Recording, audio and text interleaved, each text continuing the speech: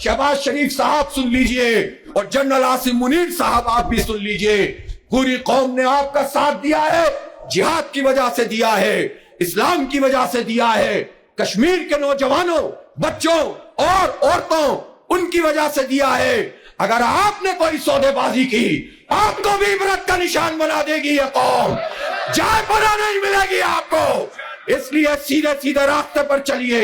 एक ही बात है कि कश्मीर हमारा हिस्सा है, हमारी शहरग है, और हक खुद रादियत अक़वाम मुत्तहिदा की करारदादों के मुताबिक उनका ये हक है, और इस हक को कोई सालिस और कोई बैनुल अक़वामी ताकत कबूल नहीं कर सकती।